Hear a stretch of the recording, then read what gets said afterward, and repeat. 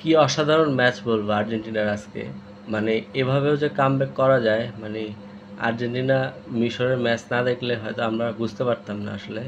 প্রথমে যখন ইব্রাহিমের গোলে যখন 15 মিনিটে মিশর যখন 1-0-তে এগিয়ে গেল, তখন হচ্ছে মিশর অনেক জয়োল্লাস করতেছিল এবং হচ্ছে মেসির পেনাল্টি মিসের পরে মনে হচ্ছিল না আজকে ম্যাচ আর্জেন্টিনার সাথে আসলে আজকে ভাগ্য তাদের সাথে নেই। মেসির পেনাল্টি মিসের পরে হয়তো অনেকেই এই চিন্তা করতেছিলেন এবং দ্বিতীয়ার্ধের শুরুতে যখন মিশর আরেকটা গোল দিয়েছিল এবং রেফারি পরে ভিআরের মাধ্যমে যখন গোলটা বাতিল করলো, আসলে এটা কী হিসেবে বাতিল হয়েছে, আসলে এটা কতটুকু ন্যায়সঙ্গত হয়েছে, আসলে এটা আমার আসলে জানা নেই। আপনারা বলবেন কমেন্টে অবশ্যই যে মিশরের যে গোলটা রেফারি বাতিল করলো আসলে এটা ফাউলের কারণে, যেটা আসলে যাই হোক।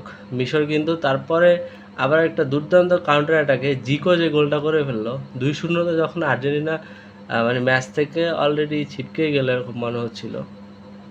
বাট মেসির দিকে তাকালে মনে হচ্ছিল যে আসলে ম্যাচ তিনি তখনও হারতে চান না, বা এরকম মন মানসিকতা তখন তার ভিতরে আমরা লক্ষ্য করতে পেরেছিলাম। এবং হচ্ছে আর্জেন্টিনা কি অসাধারণ কামব্যাক। প্রথমে 79 মিনিটে যে গোলটা আর্জেন্টিনা করলো, অসাধারণ অসাধারণ। এর ভিতরে অনেকগুলো গোলের অ্যাটেম্প আর্জেন্টিনা পেয়েছিল, বাট মিস হয়েছিল আলটিমেটলি। ওই যে মিশরের মোস্তফা গোলকিপার, উনি চীনের প্রাচীর হয়ে আলটিমেটলি আজকে দেখলাম যে মানে আর্জেন্টিনার গোলগুলোকে সেভ করলো আর কি। যাই হোক, রোমেরোর গোলে আর্জেন্টিনা প্রথমে ব্যবধানটা কমালো 2-1 এবং হচ্ছে তার কয়েক মিনিট পরে মেসির সে অসাধারণ গোল, যার মাধ্যমে হচ্ছে আর্জেন্টিনা আলটিমেটলি খেলায় ফিরে এসেছিল। এবং সর্বশেষ প্যারেকটা ঠুকে দিলেন হচ্ছে ফার্নান্দেস, যিনি অসাধারণ অসাধারণ আসলে। এইভাবে যে 2-0 গোলে ম্যাচ পিছিয়ে থেকে যে তারপরে 3-2-তে ম্যাচ বের করে আনা যায়, এটা আজকের ম্যাচ না দেখলে আসলে আমরা বিশ্বাসই হতো না আসলে। খুবই অসাধারণ এনজয়েবল ম্যাচ আসলে। এরকম ম্যাচ দেখতেই আসলে আমরা সবাই চাই আসলে।